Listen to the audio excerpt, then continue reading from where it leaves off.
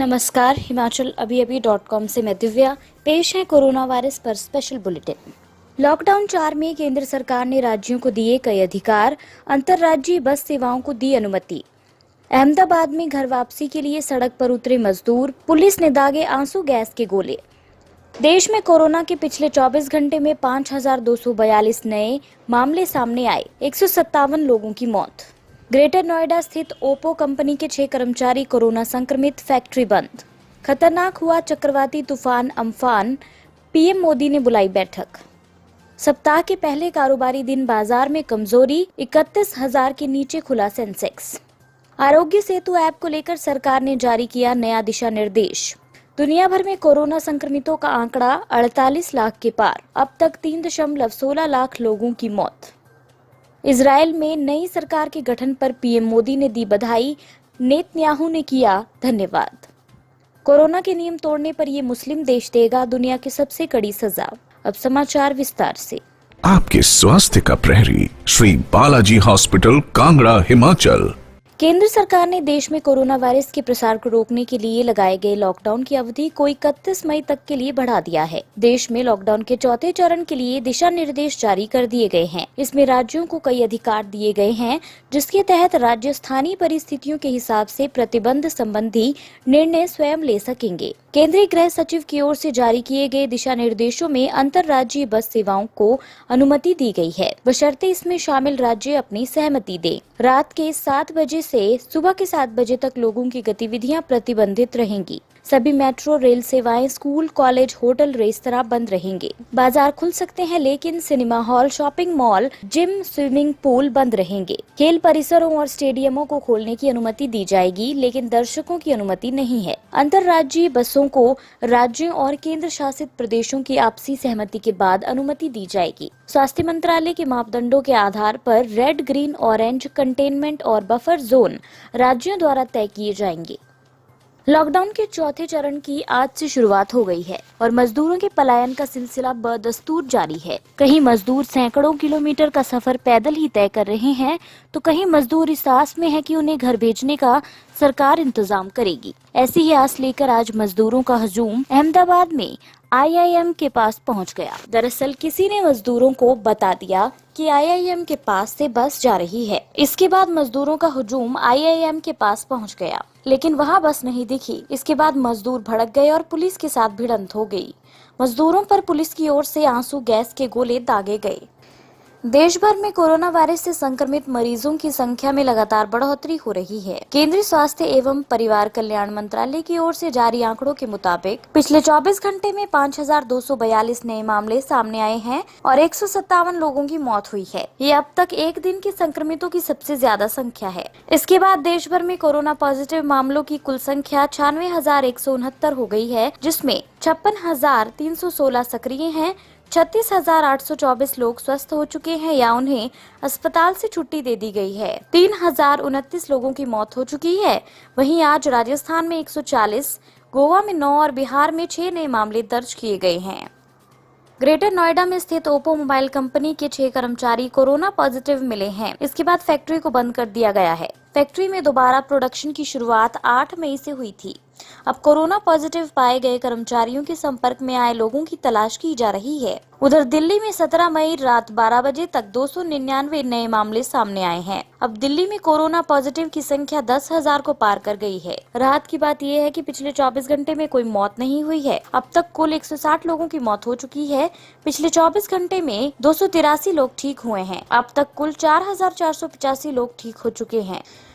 जम्मू कश्मीर में 5 और doctor corona positive पाए गए हैं। इनमें 3 SMHS, एक SKIMS बेमिना और एक डेंटल कॉलेज के डॉक्टर हैं। अब तक राज्य में 13 डॉक्टर और 5 नर्स कोरोना पॉजिटिव मिल चुके हैं। अब राज्य में कुल कंफर्म केस की संख्या 1,188 हो गई है।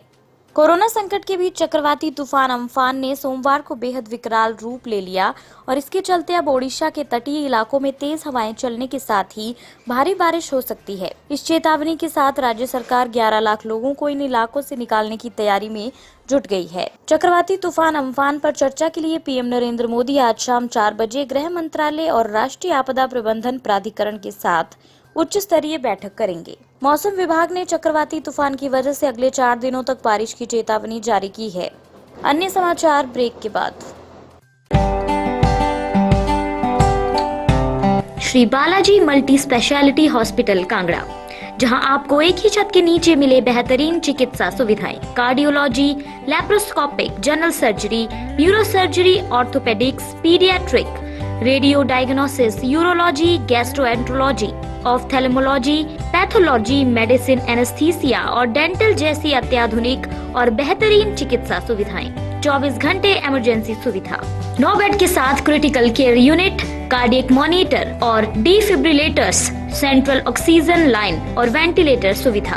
हिमाचल प्रदेश के सबसे बड़े निजी स्वास्थ्य सेवा प्रदाताओं में से एक Shri Balaji multi speciality hospital Kangra राष्ट्रीय स्वास्थ्य बीमा योजना के साथ सूचीबद्ध Shri Balaji multi speciality hospital Kangra BPL परिवारों के लिए अस्पताल में कैशलेस भर्ती होने के साथ ही ईसीएच की भी सुविधा।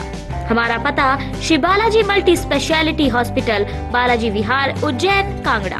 संपर्क करें 9218411108 पर। Shri Balaji multi speciality hospital Kangra.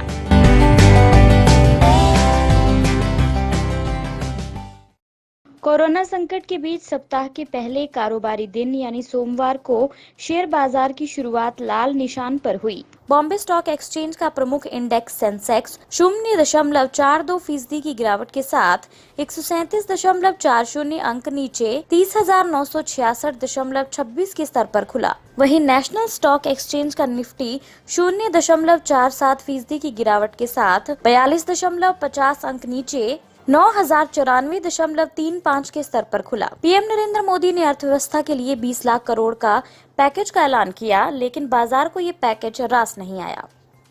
Lockdown के चौथे चरण के दिशा निर्देशों में सरकार ने आरोग्य सेतु से जुड़े नियमों को सरल बना दिया है। सरकार ने इस ऐप को डाउनलोड करने की अनिवार्यता खत्म करके इसे वैकल्पिक कर दिया है। आरोग्य सेतु ऐप को कोरोना वायरस संक्रमण की निगरानी के लिए विकसित किया गया है। गृह मंत्रालय के जारी नए दिशा निर्देशों में सरकार ने ऐप के फायदों पर विशेष जोर दिया है। सरकार ने कहा कि ये ऐप कोरोना वायरस के संभावित जोखिम का पहले से पता लगाने में मदद करता है। ये व्यक्तियों और समाज की सुरक्षा कवच की तरह है। नए दिशा निर्देशों के मुताबिक कार्यालयों और कार्यस्थलों पर सुरक्षा सुनिश्चित करने के लिए नियोक्ताओं को सभी कर्मचारियों के मोबाइल में आरोग्य सेतु ऐप को डलवाना सुनिश्चित करने के प्रयास करने चाहिए। दुनिया वैश्विक महामारी कोरोना के कहर से लगातार जूझ रही है। इस वायरस से मरने वालों की संख्या 3,16,000 से ज्यादा हो गई है और संक्रमितों की संख्या 48 लाख को पार कर गई है, जबकि 18,58,000 से ज्यादा लोगों ने कोरोना को मात दी है। दुनिया में सबसे ज्यादा प्रभावित देश अमेरिका में मृतकों की संख्या 90,000 को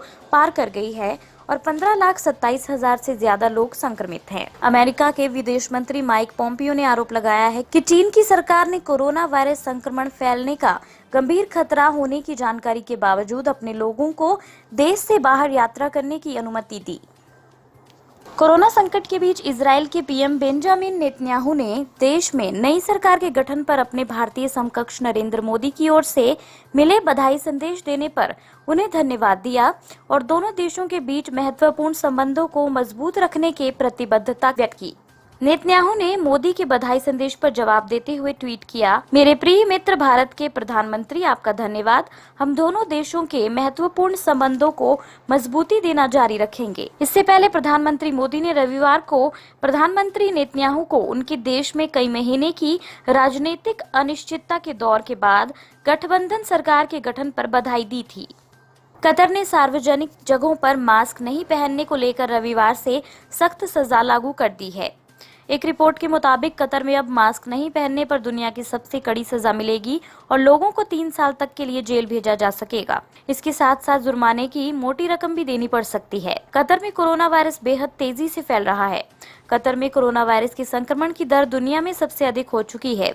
इसी बीच प्रशासन ने नियम तोड़ने वाले लोगों के लिए कड़ी सजा का ऐलान किया है। कतर की आबादी करीब 27 लाख है, जबकि यहाँ 30,000 से अधिक लोग संक्रमित हो चुकी हैं। अब तक यहाँ करीब 15 लोगों की कोरोना की वजह से मौत हुई है। वहीं मास्क पहनने को लेकर नियम तोड़ने वाले लोगों पर 43.7 लाख रुपए का जुर्माना भी लग सकता है। हालांकि अपनी गाड़ी में अकेले ड्राइव करने वालों को मास्क पहनने की अनिवार्यता से छूट दी गई है।